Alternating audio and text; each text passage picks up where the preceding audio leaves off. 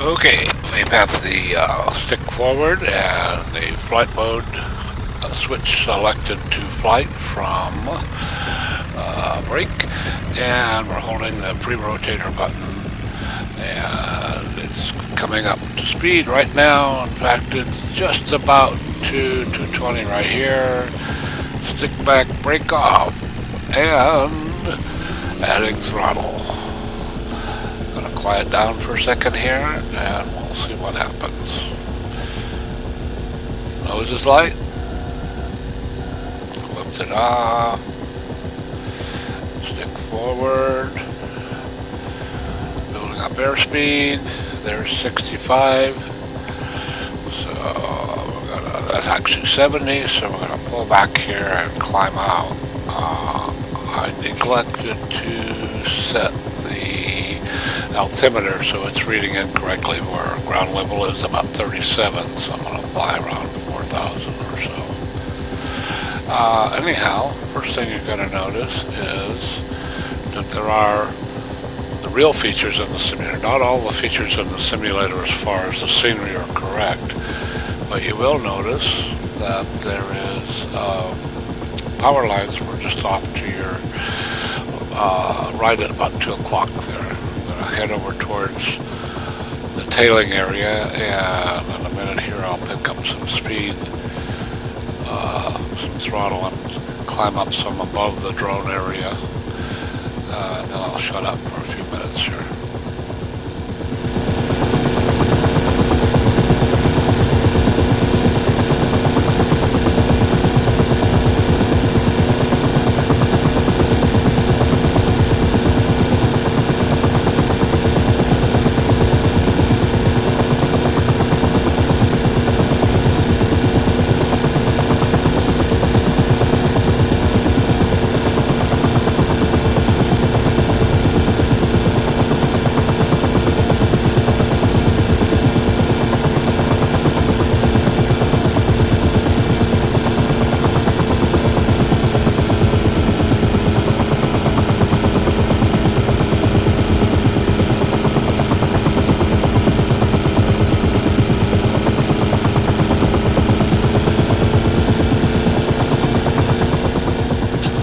Okay, here I'm adding power. I'm going to climb up to about 4,500, so I'm stay above the drone area over the tailings, and then we're going to do a 360, and I'll show you the street indications on the simulator that show the town of San Miguel. I do have to apologize for the fact that you'll see green flashes throughout the video at certain points, transition points. It's caused by the fact that I use a screen recorder to record the screen as I'm flying the simulator, and it uses a green screen backdrop, if you're familiar with that. But then when I bring it into iMovie, which is my video editor, anytime I make a transition, it seems to have a green flash. And the transitions are when you add titles, add voiceover like I'm doing right here.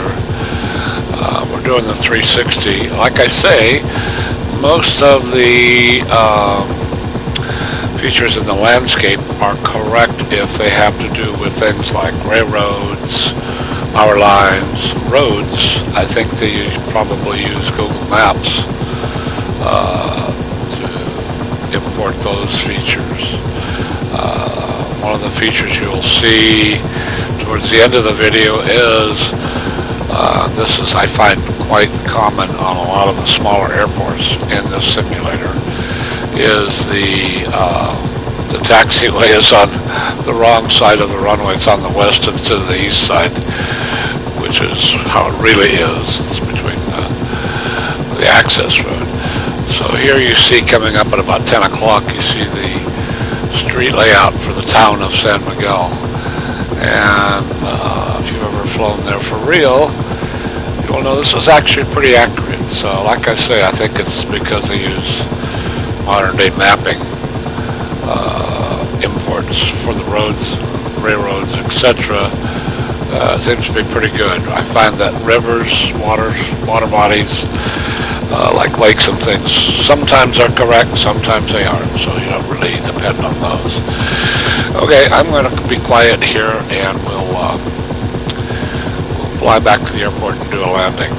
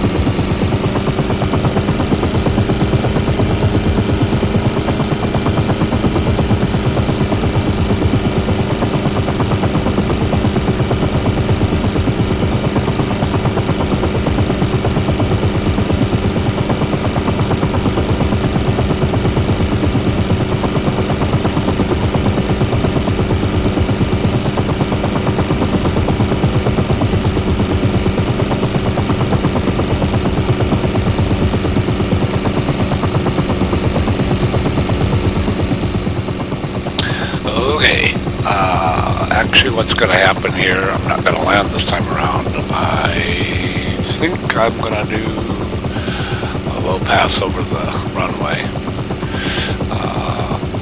Simulator does let you look around, so you can do your lookout here. You'll see that here any second. I'm stalling, as you can tell. Anyhow, I'm not doing any radio calls here since it's a simulator and there are no other simulators out there to hear me.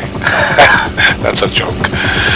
Anyhow, in real life I would be doing radio calls before I did any of these approaches. So. Anyhow, we're coming out here. There's my left lookout. Just to make sure nobody's sneaking up on me. And here we go.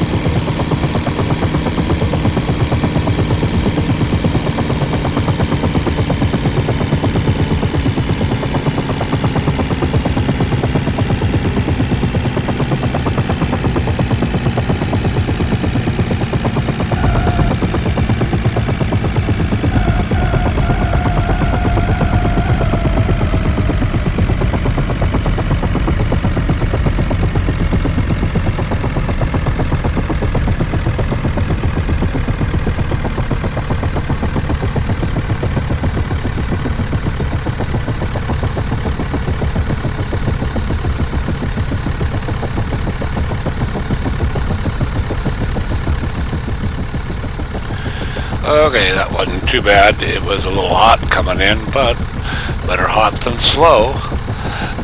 You might have noticed in my flyby I was real slow before I picked up speed over the runway.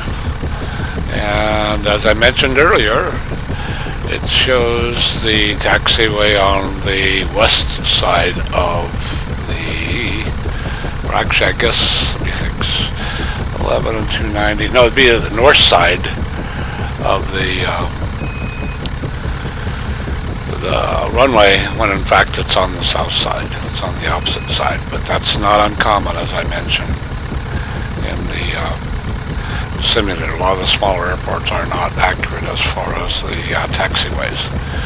Okay, now we switch to a different view that you can do in the simulator, and I am getting ready to shut down the rotor now that I'm off of the active runway, waiting for it to decay a little bit, and then I'll have to switch back and pump up the rotor brake, make sure we're in brake mode.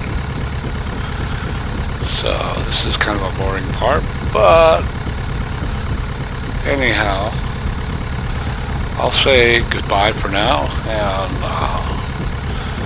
we'll end here about now. I got about 3 more minutes, but all it shows is the rotor blade stopping. And I'll let that run through that, because there is a case where it stops at the wrong place, and I have to go back and then re-engage the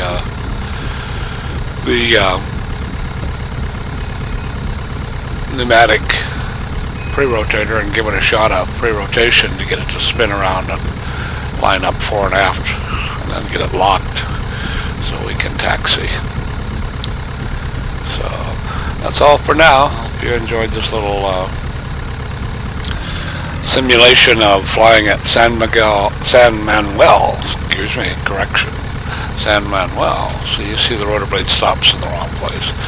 But anyhow, we're at San Manuel, E77 in San Manuel, Arizona. So long for now, and fly safe.